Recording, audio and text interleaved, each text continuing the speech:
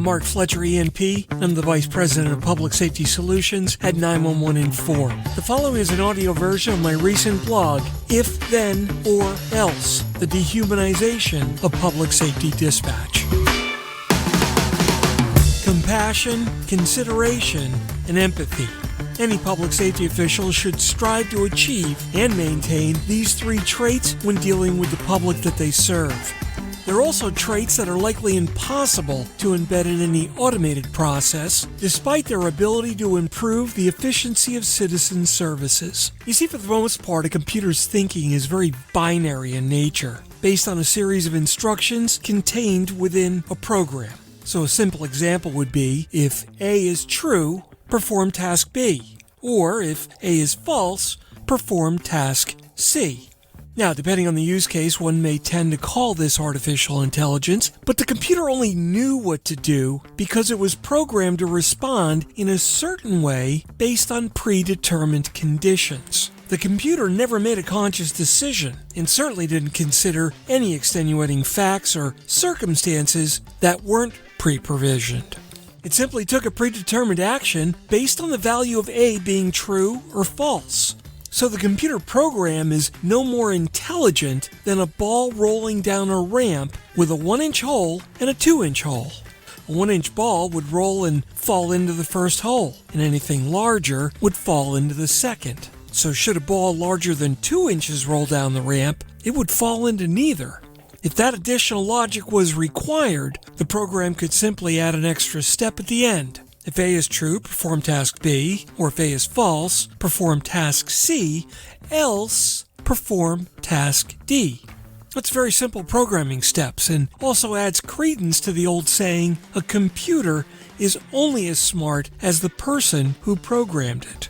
And it also begs to ask the question, what makes a machine artificially intelligent?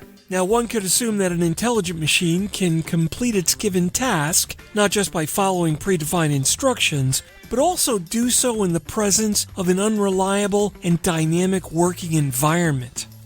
An intelligent machine must also monitor its environment and, based on the results of that monitoring, adjust its actions based on the additional data. Now, it does this in addition to the program's prerequisites for its intelligence. So it's this additional construct that's machine learning.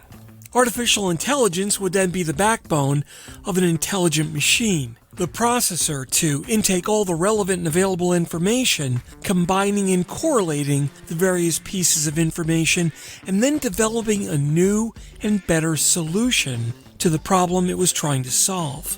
In this manner, it does its work very much the same way human intelligence solves a problem through intelligent reasoning. Now, the value that this brings to public safety is that with the next generation of 911 solutions on the cusp of deployment, the sheer amount of data to ingress into our emergency communication centers is about to increase at unimaginable levels. Now, while many fear this will cripple our nation's ECCs, the fact of the matter is that we're operating today without that additional data. And if in the future it's too much to ingest, well, service levels won't be any worse than they are right now. They'll just be piles of extraneous data laying on the floor that could have helped with a more efficient response. Now, in due time, systems will adapt, capabilities will increase, and new capabilities and procedures will be adopted to better deal with this new influx of information.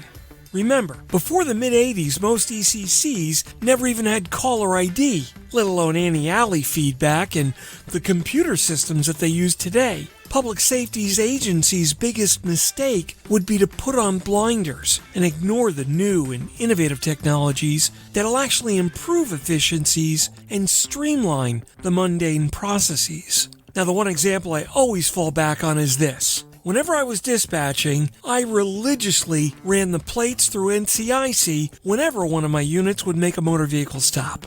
Now, that would entail typing on the IBM mainframe computer terminal NCIC QV period NJ019 1800 period LIC stroke 123 ABC period LIS stroke NJ.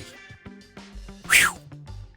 If I had $1 for every time I typed that sequence, I'd likely be retired today. I would have also gladly given up $50 if I had a function key that typed NCICQV period NJ019180 period LIC stroke automatically for me, just making me key in the tag number in the state, had I only been thinking back then.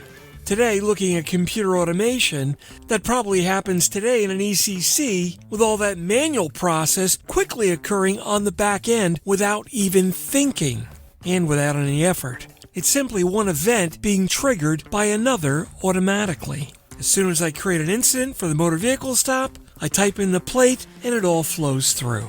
Additionally, suppose that plate came back as stolen or wanted. In that case, a completely separate and unique set of actions could automatically initiate alerting, let the dispatcher know, and even entering the data into CAD warning backup units. Unfortunately, right now there are still far too many people who fear their jobs are in jeopardy by the addition of artificial intelligence and automation. Others worry that computers will make fatal errors in their decisions. Now, while those are relevant fears, I honestly don't believe they're valid fears. You see, the role of the telecommunicator is radically changing, exactly how the part of a pilot has changed, and more technical skills, as well as good piloting skills, are a requirement. One doesn't replace the other.